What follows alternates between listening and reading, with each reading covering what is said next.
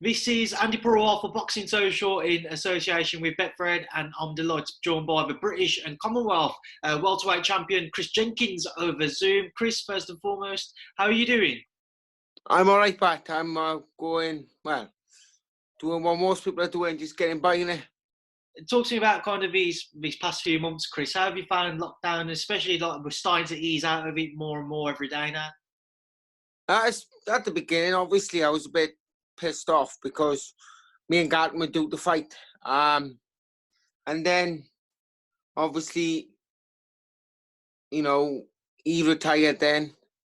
I haven't been able to access the gym here in Wales yet due to all the restrictions of COVID. But I'm keeping up my regular running. I got a bag out the back and stuff when it don't rain. So I'm just taking over. But, you know, I'm just enjoying the time with the family because as boxers, when we're in camp probably 8 months of the year. We don't get to see the kids and that and have good time with the family. So, you know, it is what it is. But like you said, we're coming to hopefully the end of it now, and then all the gyms will be open and we can get back rock and rolling.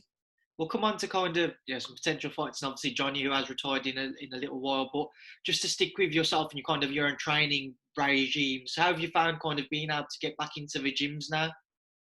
Well, we're not in the gym yet, see? Okay.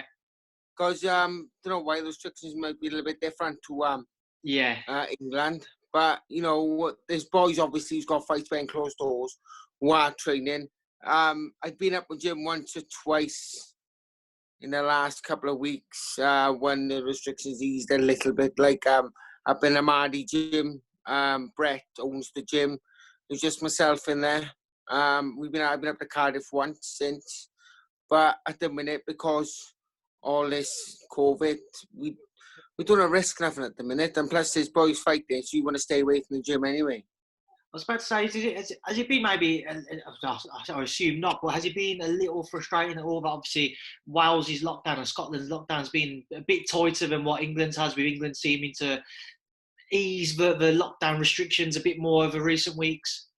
Most definitely. I think I can speak on behalf of every Welsh boxer in Wales on that, even from the small all up to the good boys. But I seen Liam Williams being back at the gym now for a couple of weeks.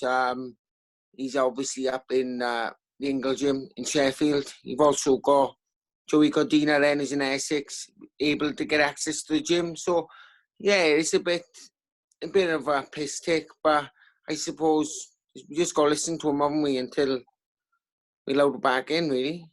How precious has the extra time being at home for yourself and obviously being able to spend it with your young family?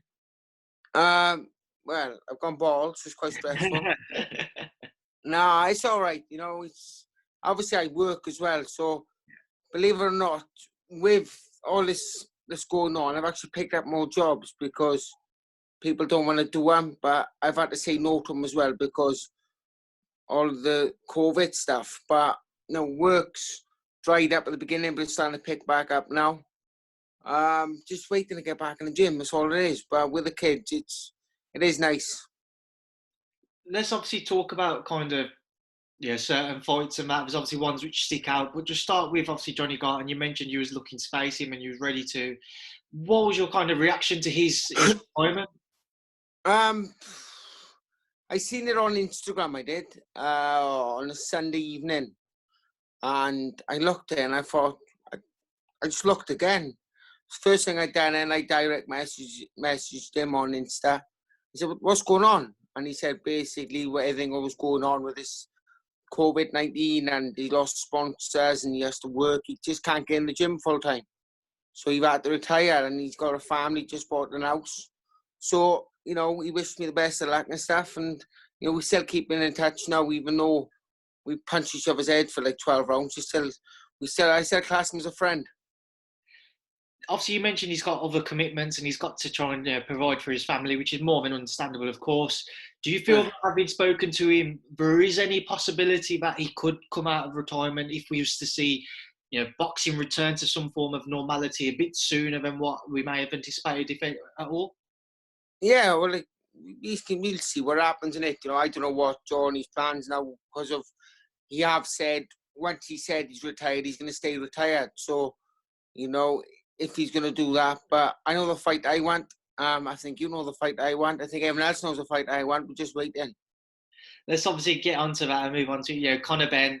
Where did everything kind of land with that? Because I remember towards the beginning of lockdown, yourself and Conor and Eddie in particular, you was all making noise about trying to make that fight.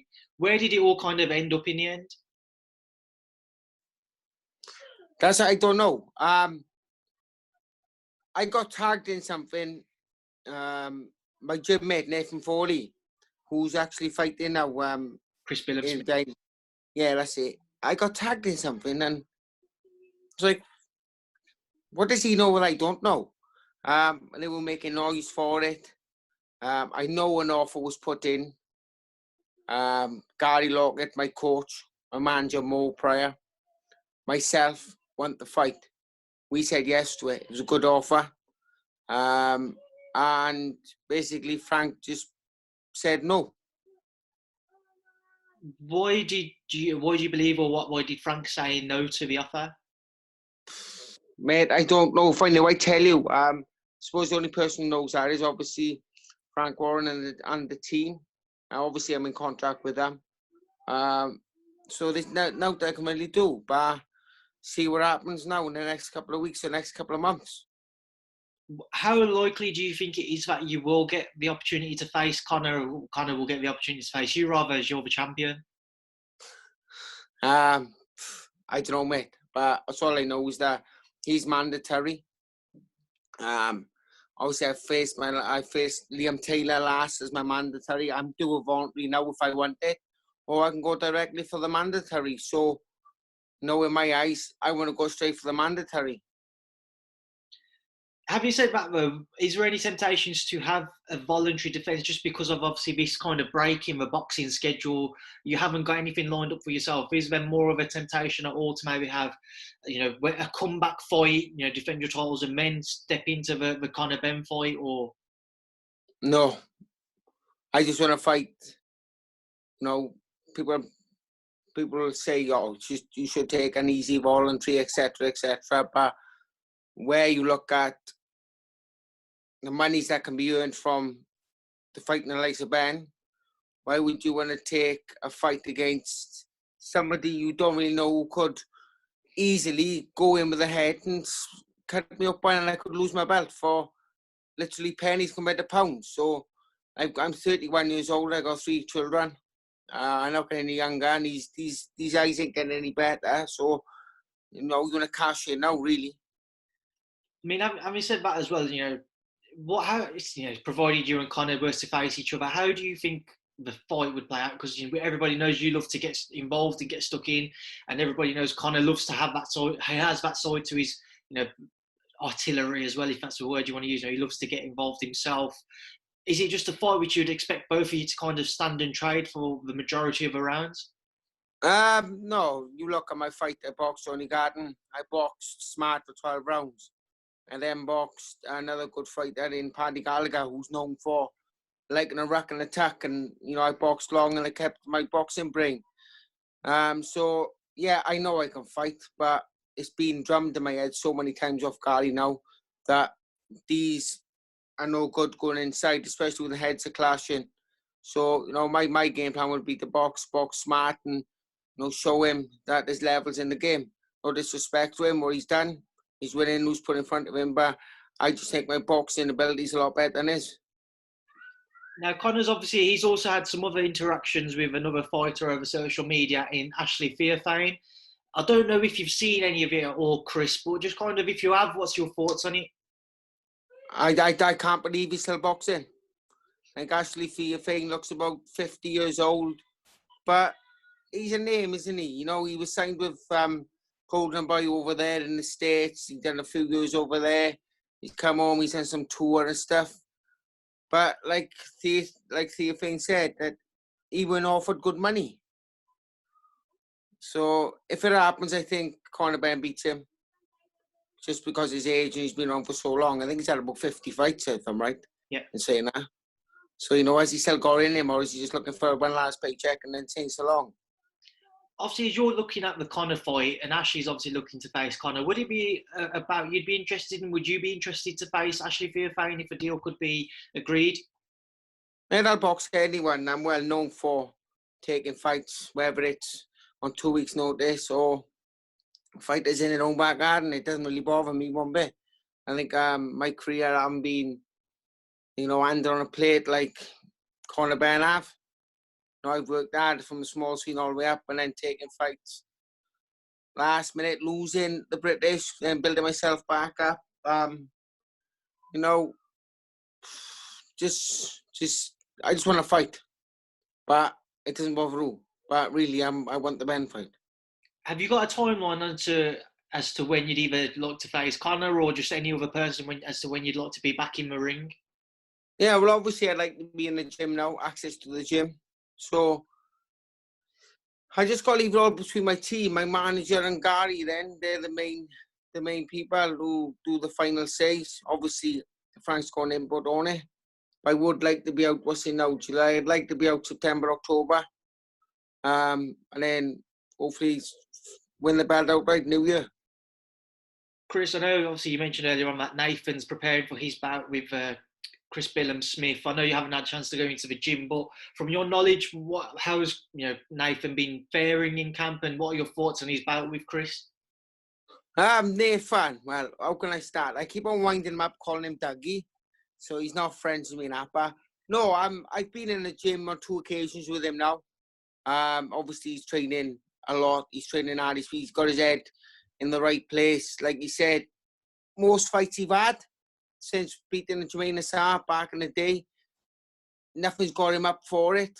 We've been on the track and he's flying at the minute in the gyms, or he's sparring with Enzo Martinelli, and you're not going to better sparring than that. Ex-world champion, and he's learning, but he hits like a mule as well. But people are probably underestimating him from his last performances. Yes, he's had wins, but he's boxed journeyman.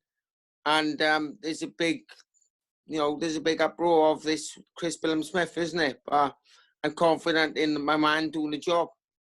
You mentioned obviously Enzo there. How much of, if anything, have you seen of him in the gym? Because we've seen a few tweets that he's put out over social media that he may well be kind of tempted by another fight himself. But have you seen enough of him? What have been your thoughts if you have seen him in the gym?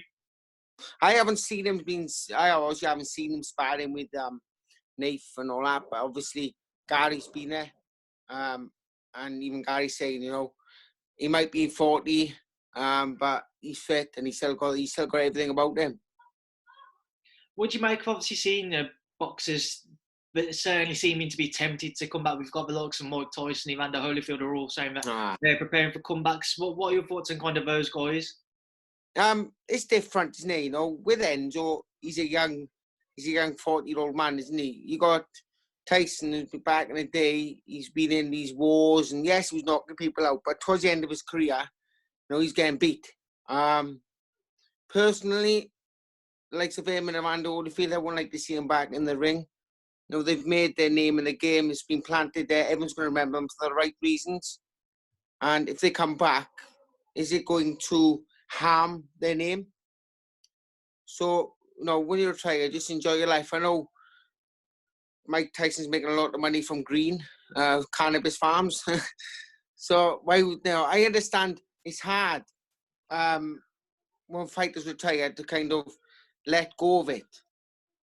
Like with Nick Blackwell, for instance, he had to retire and then he was still doing on the side. Just when you finish, just enjoy your life. But there is always going to be that little gap or that little thing inside you once that in. But when I retire, I'm just going to go fat. Nah. When I retire, I probably just concentrate on getting my business bigger and better and just enjoying life. Chris, we will leave that there now. We'll leave you to kind of go and enjoy the rest of your day, what's left of it, I should say.